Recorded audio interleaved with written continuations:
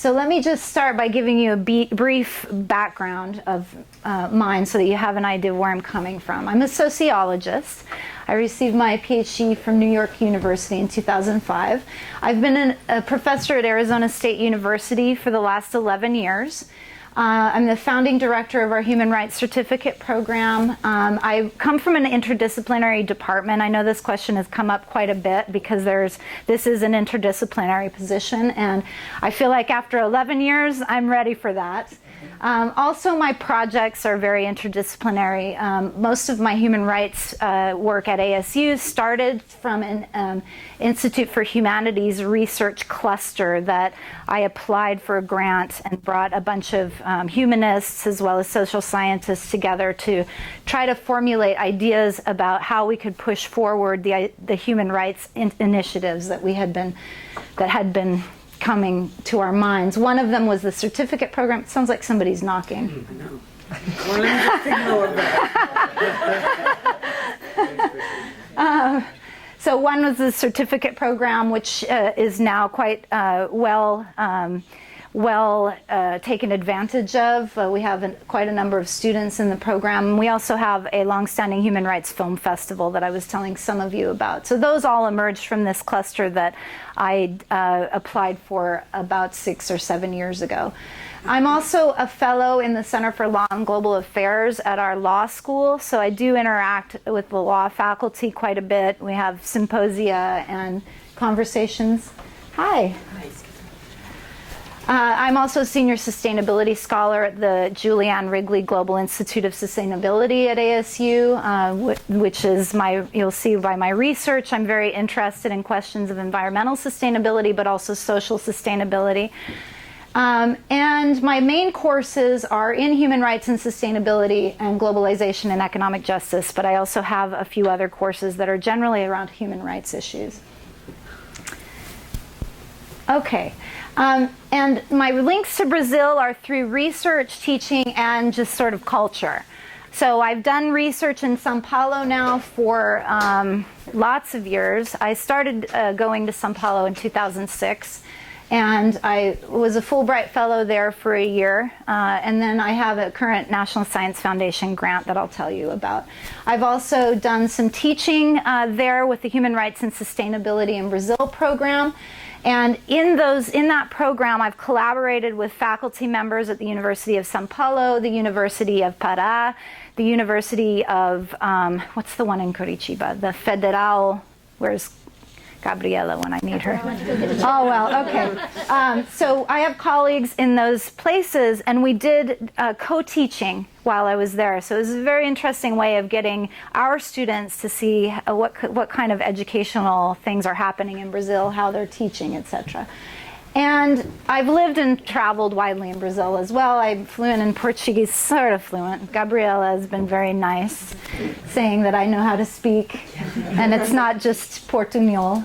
Okay, so my trajectory in research, just so you have an idea, this is my first book. It was on El Salvador and Costa Rica, so the privatization of water and electricity. And what happens with the state? So this is a very political science type of question for you political scientists.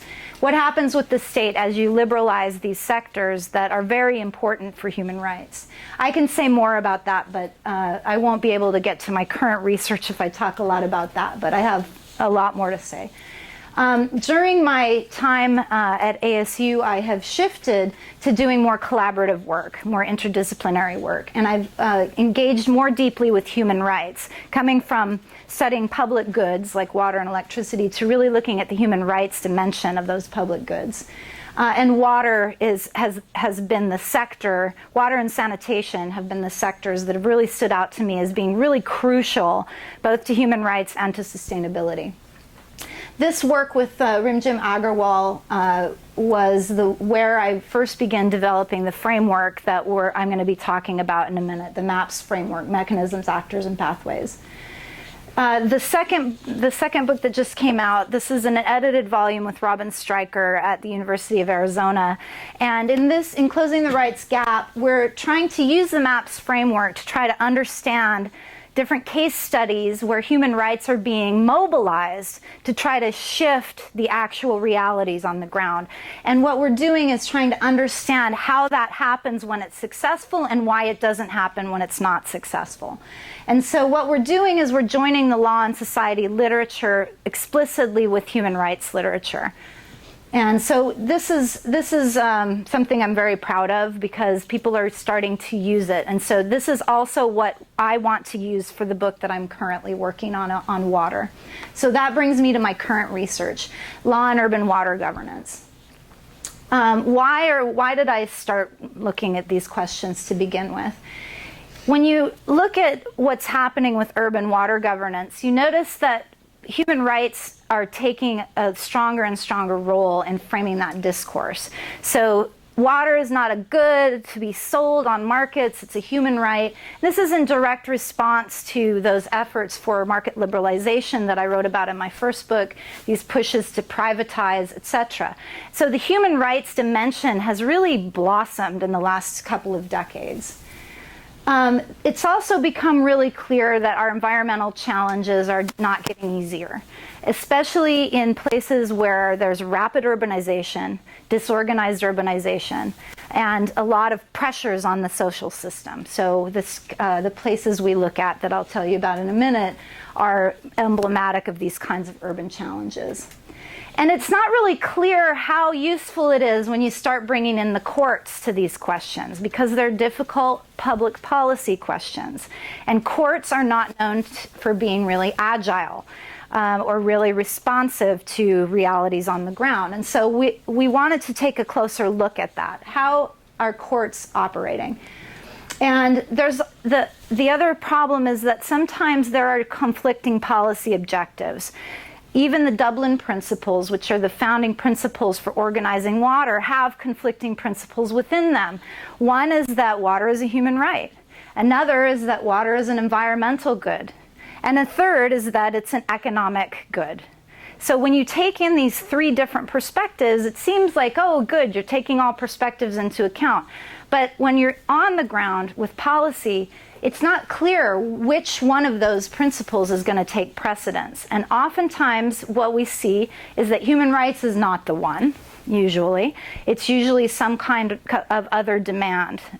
We don't have the money, or the environment can't take it, or whatever. And so we really wanted to look at what happens when those conflicts happen and they wind up in court. These are the details of the current project. It's a Law and Social Sciences division of the National Science Foundation. There's the title, Law and Social Transformation, Comparative Perspectives on Water Governance.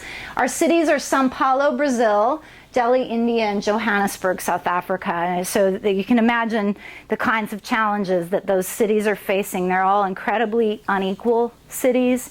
They have legacies of inequality that have very complicated roots. But they all are places where they're beginning to use human rights language to try to rectify some of those long-standing injustices.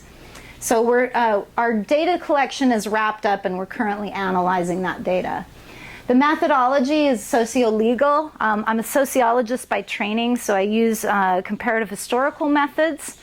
Our focus are the water and sanitation sectors. We're looking at hundreds and hundreds and hundreds of court documents, which is really fun in Portuguese. And some places have more than others. São Paulo has hundreds and hundreds of them. We're looking at them from all three cities. What is the language being used? Are they using human rights language? When they do use it, does it make a difference? How are judges using this? How are communities mobilizing this language? And then what is the outcome?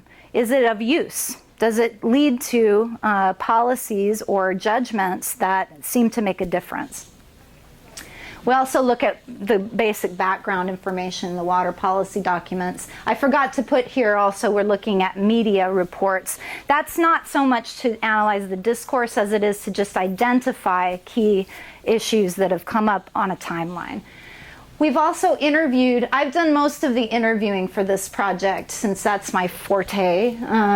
So I've interviewed close to 100 judges, advocates, parties to cases, and water experts such as people in the local water companies, people in the government who are responsible for environmental policy, those kinds of interviews.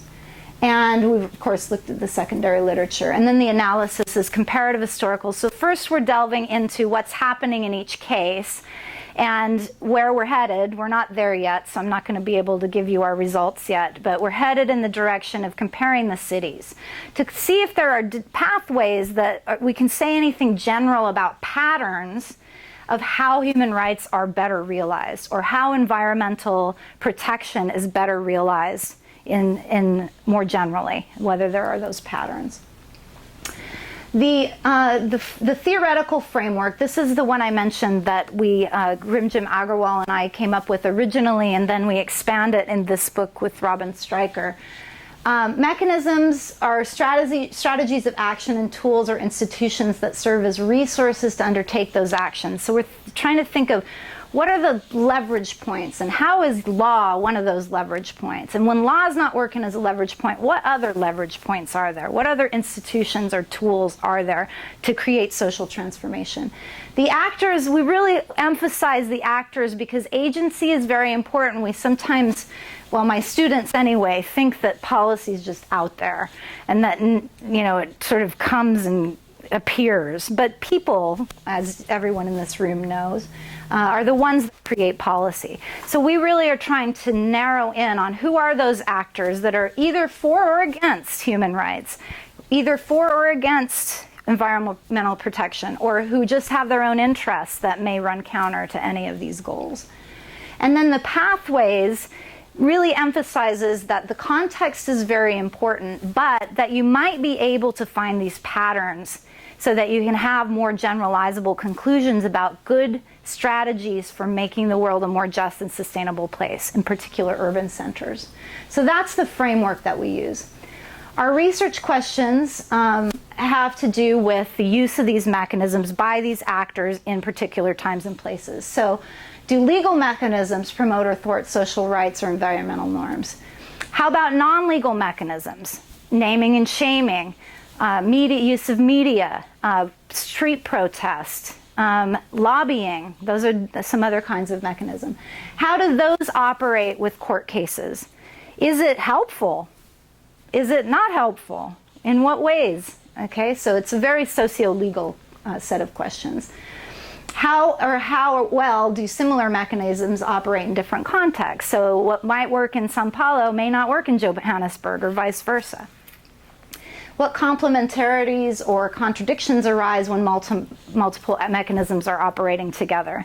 So you can see this a lot in Johannesburg with sometimes the protests and the court cases, when they're going together, don't go together very well because the protests wind up in some sort of violent situation where there's a bunch of other legal issues that are placed on top of it, which kind of undermines sometimes the court process.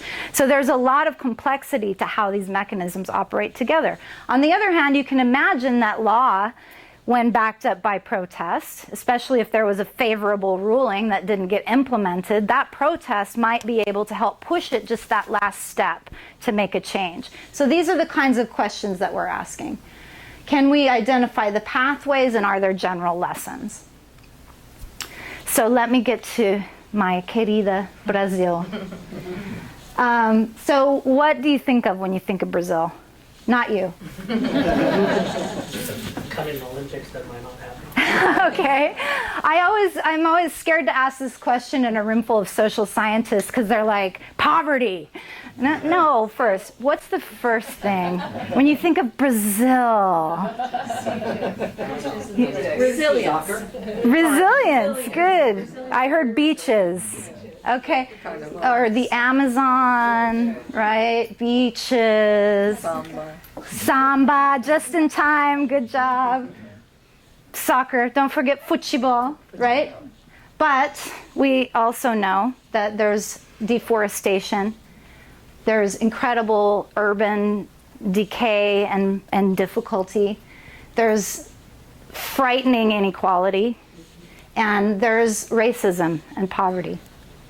So those are the kinds of questions we want to talk about very directly when it comes to Brazil. How does the democratic transition with the move from a military dictatorship into a democracy and this wonderful new constitution address some of that dark side?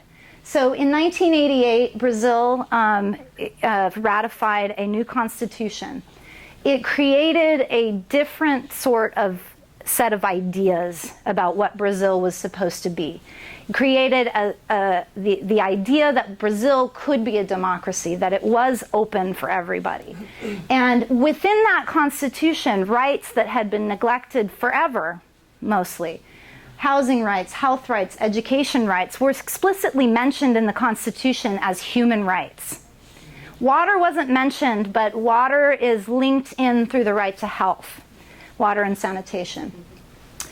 At the same time, environmental laws were incredibly strengthened at this time, partly because of the work of social movements.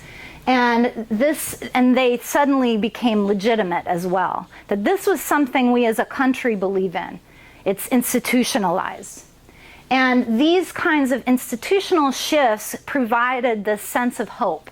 Okay, so now we can try to make Brazil the better place. So I'm going to go to my notes here because I have a couple of things that are complicated about this. So the problem is that the path to these goals is fraught. You don't, as I mentioned earlier, just make a law and then suddenly it is realized. There's a path to get there, especially when you have such incredibly deeply entrenched problems. And so one of those problems that we may be seeing a little bit of a resurgence of today is this authoritarian attitude. There was a long-standing authoritarian attitude that ruled Brazil. And the kinds of impunity that existed under the decades of military dictatorship didn't just go away overnight because of democratization. And this is particularly true in cases where interests clash. So land was not really redistributed, although the landless workers movement did play a large role in trying to capture some of those lands that weren't serving a social purpose, as called for by the Constitution. Still, land concentration is still very concentrated in the hands of a few. On top of that, these new rights meant that the state had to do a lot of work to create infrastructure that would address the needs of the poor, that to try to address some of the deficits in planning that had been going on for decades. And there wasn't a lot of synergy among the key actors in this new situation. So you had a very strong judiciary that wasn't really talking to the new public administrators, and they weren't really talking to communities. And so there wasn't a lot of synergy to kind of make these transformations happen. And so as these complexities began to intensify and people demanded more, it became quite a challenge to adjudicate among the different principles that are at the basis of these different goals. So let's see, what am I going to do in this slide? I think I'm going to tell you, I'll wait to show you this. So our research is exploring those challenges. It's basically looking at those complexities. Where do they conflict? And how are the courts intervening? How is that affecting the public policy makers? What about the judges who have to delve into complicated issues about watershed protection or about water cutoffs, etc.? Do they just rely on the law like they've always done, or is there, with this human rights language, does that shift the balance? And so we're looking at that very closely. So I'm still looking at the court cases. I have some things, if you're curious, I can answer questions, specific questions about the court cases, but we haven't finished the analysis with the court cases yet. So this particular analysis is going to be based on largely the interviews that I've done. So what we're hoping to look at here is what are the mechanisms, actors, and pathways that have been working to try to create a more just and sustainable urban set of urban policies in Brazil. And we had, so let me lay them out for you a little bit. So the civil society actors who are the ones who really spearheaded a lot of the changes, including the constitutional language. There was a convergence of democratic activism, people in the streets mobilizing for democracy, at the same time that there was this idea of social environmentalism, which was incredibly important for the way that it played out in Brazil. It wasn't just the environment. It wasn't just a bunch of upper middle class white people demanding that their neighborhood not have a waste dump placed there. It was actually a much broader movement that linked labor, that linked livelihoods with the ecological decline that was happening all over. So it's a very unique kind of social movement. And many of those people who were in that movement with democratization entered public policy. So you see these people in the Ministerio Público, which is the prosecutor's office. I'm going to talk about them in a minute. There's a new section of the Attorney General's office, the prosecutor's office, that's devoted to the environment. And a lot of these people entered into those spaces. They also entered into public policy spaces that hadn't been available to them before. So you can see this budding possibility for more synergy among the key actors. But what's happening is that because it's such a fraught path, it hasn't fully been realized. And so a lot of people, and I realize that this thing is green, you see that? And so, fail. It's 11:20. Okay, good, all right. So let me go more quickly through this then.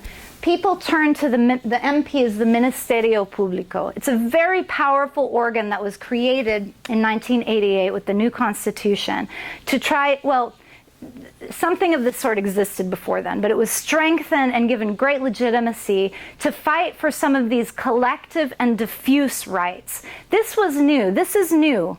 It's not about individual rights in this case. It's about what are the interests of the collectivity. And for diffuse rights, just the society in general, not any particular community necessarily, but society in general. And so people started turning to the Ministerio.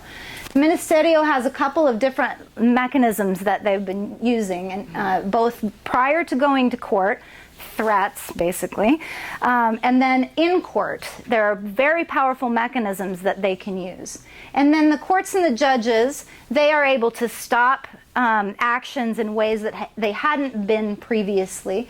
They have constitutionally established powers to do things that they hadn't before been able to do. And the newest thing is they've created a couple environmental chambers within, this is at the TJSP, the São Paulo Justice Tribunal. It's a state-level appeals court. So they have their own environmental chamber, which is unheard of, really, in most of Latin America.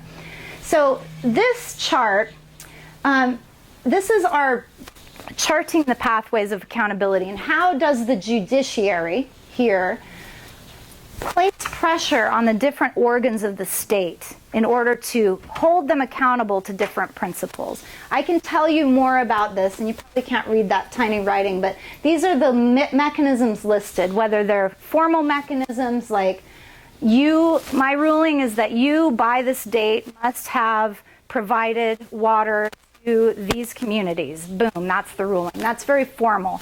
Or more informal ways, usually it's fairly formal when it's going to the state, but there are more informal ways as well. I mentioned naming and shaming. Those are mechanisms that tend to be used by the Ministerio or by social movements or NGOs or the individual or collective litigants. So what we've done here is we've mapped what pathways of accountability exist now, and some of them are quite new. I've written about this, I'll show you in a minute where, but what are the obstacles that we've uncovered as we're mapping these pathways? One is that classes still don't get together to decide that this is the society we want. And sadly, I think right now it's even worse. The political crisis in Brazil is such that I don't think that this is on anyone's mind, even though there was a huge water crisis last year in São Paulo. Classes don't get along that well. The middle classes and upper classes don't notice that there are people that come to their house to clean or do their laundry, don't have a place to live, and so they settle on the watershed. where they don't have sanitation or water facilities. They want the workers, but they don't want them living near them. So there's a real problem with that. That continues. There's also still, despite 20 plus years of democracy, a real reluctance on the part of state actors to challenge moneyed interests. So developers, industry, etc. This is one place where the courts seem to be making a difference, is in this, because they say either do it or we put you in jail. Now that's powerful. There's also just basic incommensurability of policies sometimes. If you have a watershed that needs to be protected and you have 800,000 people that have settled there because they don't have anywhere to live, what are you going to do? You can't throw off 800,000 people. So you have to find another way. You can't protect the watershed in the traditional way. So these are the kinds of incommensurabilities that they've had to deal with, and courts have played an incredibly important role in adjudicating among those conflicts. And then this is the legal formality thing. I can tell you more all about the Brazilian judicial system if you're interested. But here's some more obstacles. Fragmentation. This is one of the prosecutors that I spoke with who said it's hard to build relationships with other agencies when you're asking for someone to get fired there. So even though he's from the Ministerio Público, even though he's from the Attorney General's office, and their goal really is to get the problem solved through coordination if possible, it's very hard to build those relationships. And because the Ministerio is so powerful, individuals and communities are not necessarily empowered by it. It's much easier to leave it up to the Ministerio Público. As one of the prosecutors told me, it's the Ministerio that has the power. It's not the people. But that's important, but it's also important to point out that the Ministerio's mandate is to protect the collective and diffuse rights of the people. And so though the Ministerio has the power, at least it has the power to do the kinds of things that communities might want done. There's also this I find this quote interesting now that there's a political crisis in Brazil, because impunity has always been a problem. And this is one of the public advocates that I spoke with, who said that during the military dictatorship, people could not challenge public power. There are remnants of the dictatorial attitude that prevails still today. But a paradigm is being broken so that people have to follow the law. It's breaking a tradition of impunity. So what's interesting about this moment in Brazil is we're seeing this Ministerio Público going after corrupt politicians. And we're seeing the corrupt politicians wanting to overthrow the government. So we actually don't know how that's going to play out yet. And that is really interesting from a legal point of view. It's also scary, but it's really interesting too. Okay, I'm going to just say law isn't enough. You need these other situations. It's most effective when accompanied by active communities, which there are not in Sao Paulo, there are in Johannesburg. Strong judicial commitment, which there is in Sao Paulo. Coordination among actors, which there's not in Sao Paulo. And substantial follow-up mechanisms, which is kind of true in Sao Paulo. Without these laws, benefit is limited. All right, so there are some references. I can go back to the slide if anybody's interested. Here are my two publications from my Fulbright research in Brazil. And what are we doing next? We're doing the data analysis. We're writing. We have some articles that we're working on, and we're working on a book manuscript on the human right to water and the use of law in urban water governance. We're having a workshop in October that brings key actors from each of our research sites to Arizona to discuss what to do next. So we're really trying to make this a proactive project to move forward. We're going to be going to Habitat 3 afterwards, which is just 2 days after our conference in Ecuador. It's the every decade there is a conference, the urban agenda for the United Nations. And so we're going to bring our water research to Habitat to try to frame the next 10 years of water, the new urban agenda, they call it, in relation to water.